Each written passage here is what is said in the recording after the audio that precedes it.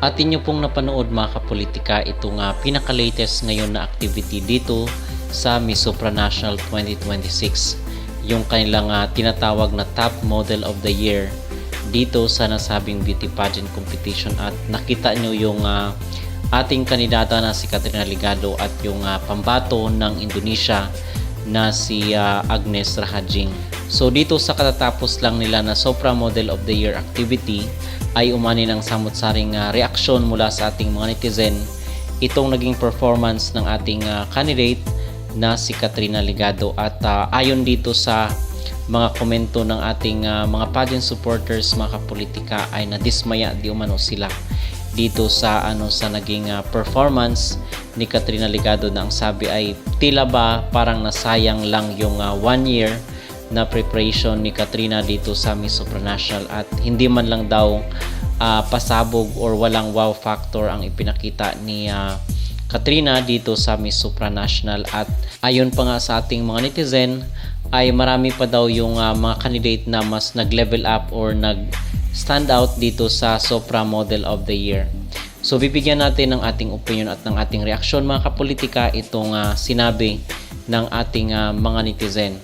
So ganoon rin po ang aking hindi na meet ni Katrina yung expectations ng mga pageant supporters ng mga netizen dito sa kanyang ipinakita sa Sopra Model of the Year.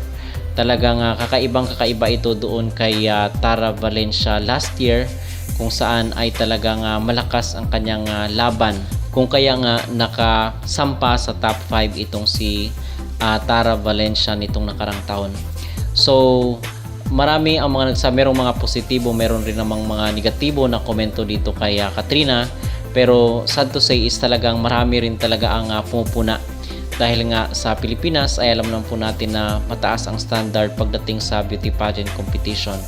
So hindi na-meet ni Katrina yung expectations ng mga netizen na kumbaga ay pasabog sana yung makikita ng ating mga kababayan.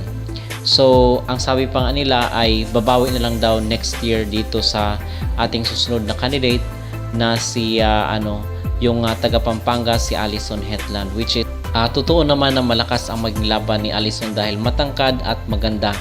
Talagang masasabi natin na may ibubuga itong si Alison dito sa Miss Supranational 2027. So, yun yung pinaka-latest.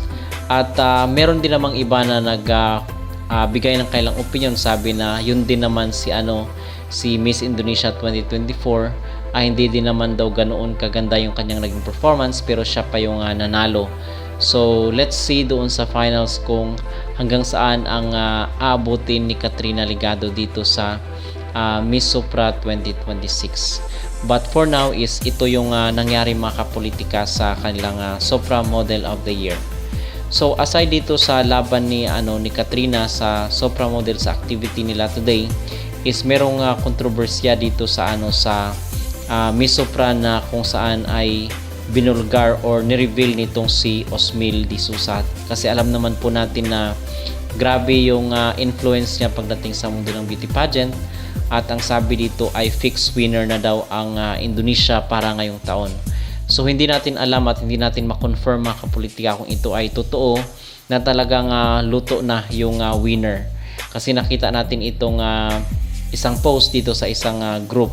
Osmil Susa sparked major controversy by claiming the Miss Supranational 2026 pageant is fixed or rigged for Indonesia's representative Agnes Rahajing. In viral videos, she called her participation horrible, stating she cannot win or merit and any victory would be due to a trick. So ang sabi niya na kung mananalo man daw itong Indonesia ay fix na daw yung pagkapanalo niya. Kumbaga ay meron ng deal. Kung kaya nga ngayon sa mga pahatpik ay nangunguna itong pambato ng Indonesia na si Agnes Rahajing na kamukha ni Kitot Permata Julia Street.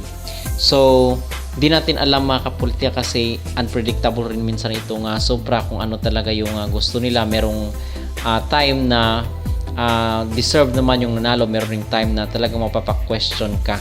So hindi natin alam kung ano rin ang kapalaran na naghintay dito kay Katrina Ligado. Okay, so far mga kapolitika, yun po ating pinaka-latest ngayon dito sa mundo ng beauty pageant. So kung ako mga kapolitika, bibigyan ko ng score itong si Katrina dito sa kanyang laban sa Miss Supranational ay 8 yung magiging score ko sa kanya. Okay, so yun po ang ating update ngayon dito sa Miss Supranational.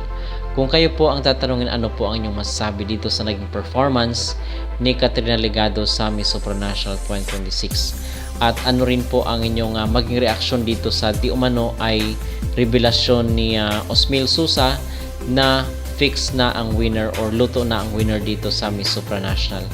Mag-comment down below at huwag kalimutang mag-like at mag-subscribe na rin kayo para updated kayo sa ating mga latest issue. So si Aiza go na. This is the life. This is the life. Feeling ko dito na talaga ako tatanda sa terminal. So kababalik lang namin noong nakaraan galing Vietnam, ngayon palipad na naman ako ng Thailand. So wala akong tulog, galing Trangkaso. Kaya kailangan ko lumipad ng Thailand para kunin ng crown. So ay, para sa inyo guys, gagawin ko lahat.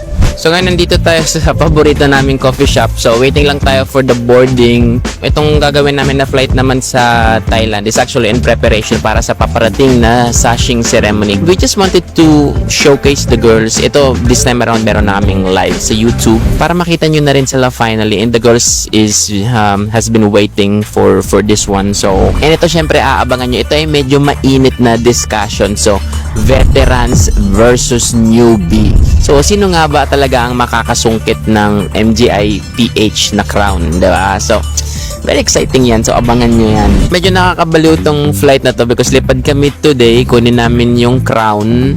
Tapos, pagbalik ko, Monday na. As in, parang matutulog ka lang ng isang Monday na. Paglapag ko ng airport, diretso na agad kami ng Tagaytay. So, walang pahinga. Ganito pala yung feeling na sobrang magkakadikit yung mga lipad mo. So sobrang saludo sa'yo, Emma Tiglao, na parang fly. Every week nasa ibang country ka, nasa ibang place ka. So yun, and kagagaling ko lang ng Trangkaso nito pero laban. Nakita ko naman yung design ng crown, ganda diba? Sobrang exciting and you can see really Philippines in there. Pero syempre this is the first time na makikita ko siya ng actual. So I don't know. Actually, ang plano ko talagang lumipad para sa Thailand ay si June Morden. Sabi ko, June, ikaw na yung lumipad to get the crown. So, agreed naman siya. And then, kasi nga may Trangkaso ako. Kaso, syempre, diba, the crown is being supported by a very good na Thai designer and jeweler. So, siguro mas tama lang na I could personally say thank you to the person who made the crown para sa inaugural year ng Reina Filipinas. Eh, syempre, we're very grateful for the love and support ng Thailand para sa Pilipinas, and this is also my way of, you know, saying thank you. At least makapag-personally man lang ako makapagsabi, thank you so much for doing this for us. So guys, landed na kami ng Thailand, medyo mainit. And pinasundo kami ng MGI car nila Papa Nawat. So thank you again sa MGI family na lagi nila kaming sinusundo. And nandito kami para literal na iuwi ang corona ng Pilipinas. Ayan, so sinundo ulit tayo nila Papa Nawat. Cause we're gonna have lunch. Naligo lang ako ng mabilisan. We're gonna have lunch kasi kanina bago lumipad hindi talaga ako naligo, if I'm gonna be honest. Lipad lang din later night. Talagang balikan lang talaga to. Fly ng umaga, fly mamayang gabi just to get the crown. And yun, excited ako. Grabing effort to. Alam mo, wala akong tulog, kagagaling ko lang ng Trangkaso. But gusto ko kasing makita ng mga babae yung crown para pag sashing ceremony, alam mo yung pwede na nilang dasalan yung crown, you know, ma-appreciate nila, parang it's like additional motivation na ito yung kailangan kong ipanalo. And the crown is very beautiful, and of course I would like to say thank you kay Papa Nawat and to the Thai crown maker for doing this para sa kauna-unahang edition ng Reina Filipinas. And beware of the fake account. Kinaaway niya na ako sa TikTok ngayon, but nagpo-post po ako sa aking mga social media accounts. So i-follow niyo po ang official social media accounts ng Reina Filipinas. So Reina _Filipinas. Yan po ang tama. I-check nyo lamang po ang aking post sa aking mga personal accounts and ang official account ng Reyna Filipinas to be more aware. And noong nakaraan kasi nag-worry ako kasi nag-start na siya mag-post about selling tickets. Medyo nag-worry ako. Ayoko na merong mabiktima sa mga supporters. Ayokong mabahiran ng ganun yung unang year namin. So, nakikiusap po ako na sana tulungan nyo po kami na magbigay ng awareness para sa mga tao. And of course, i-report po ang fake account. Yun lamang po. Maraming salamat.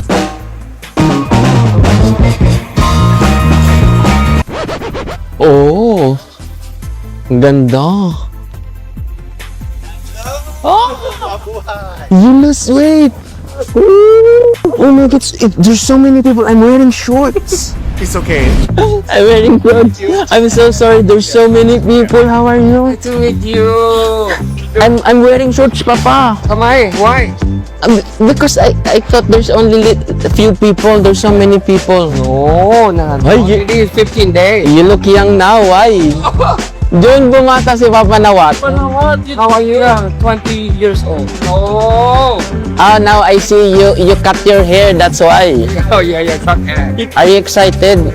When are you going to fly to the Philippines for the coronation? I will take. I will do my the most famous in Philippines, eh?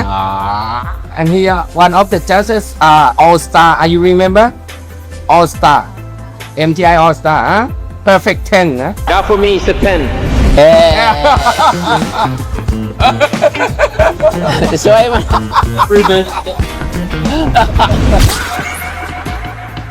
Papa Nawat personally the crown. เพิ่ง open นะเดี๋ยวพังนะ Bawal pa daw buksan. Oh. Okay. Thank you, Papa. Excited na guys to see the crown. Yan is na. Which? How am I going to bring this in the Philippines? Ang bigat ta. Mahal daw. Okay. All Star. All-Star car is beautiful. Eh? I know. And look at your face, na.